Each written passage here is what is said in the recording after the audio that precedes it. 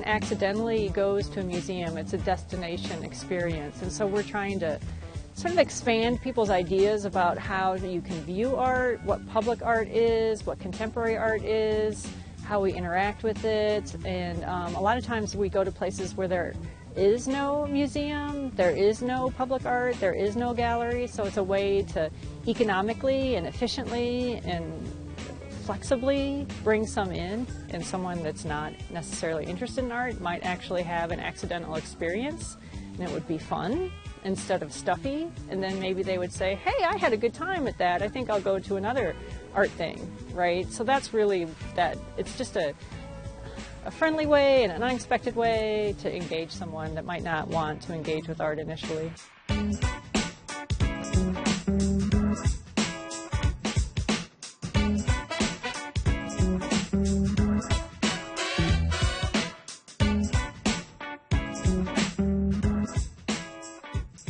This kind of fulfills our original plan for the museum to kind of find a space of a couple acres of ice and bring the museum out onto it.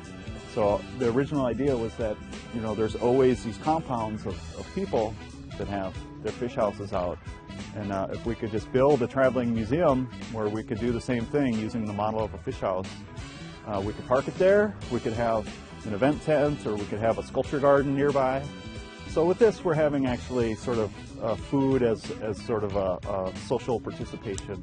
We have Michael Ebley is an artist from Morris, Minnesota, and he's displaying his paintings. And the other thing he's going to be doing is sharing a little bit of his cultural identity. He's from Louisiana, and so he's serving gumbo as a way to connect and socially engage with the audience and have a little bit of a cultural exchange. This winter, we were talking to him and said it would be really nice if we could have some gumbo or jambalaya and have a cookout on the ice.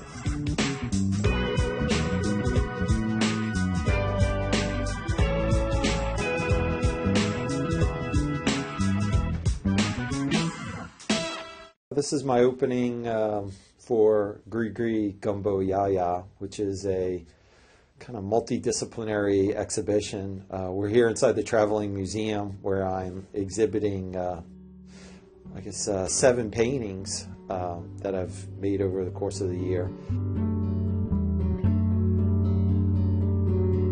My artwork, simply kind of deals with water on a number of different levels. A lot of the work we're looking at is from a series called Striations, in which kind of looking at the meditational impact of water. Looking at water is very meditative, especially when you're dealing with a reflective quality like the sunlight, and how it breaks and fractures and fractions within the water.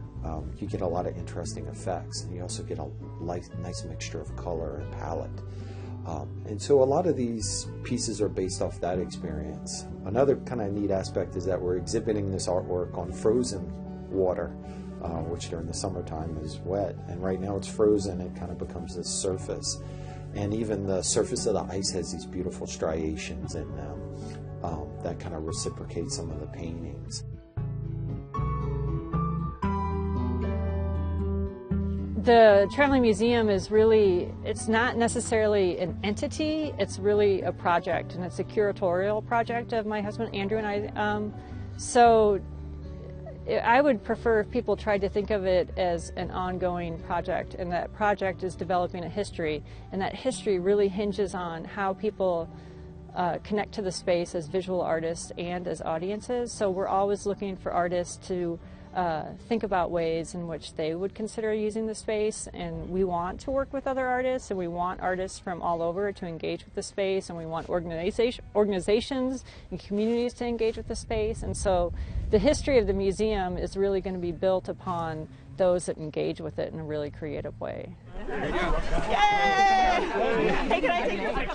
It's a really unique idea. To be able, especially in rural Minnesota, to be able to take a traveling gallery to all these different places and to kind of bring art to the people and not expect them to come, to go to this venue or go to this museum, but you're kind of bringing it out into the public. It's kind of a big thing right now. It's called social practice artwork. in which you're engaging your audience on different levels besides just having them come and look at your artwork. So it's kind of an interesting and festive occasion. I think our message is just that you can participate and you can be involved with cultural activities at a real local level. You don't have to go somewhere else to see these things. Our idea is just to, to be curious. Our vision is that wherever we go, it becomes an emblem of Minnesota, and we thought that there's really two really great exports from Minnesota, and that'd be fishing and art. And so this would be a good way to kind of tie those communities and activities together. So our hope is to continue to get out to the greater United States and sort of be away from Minnesota. Since this is a postcard for Minnesota, we can be away from Minnesota and kind of showcase it from afar.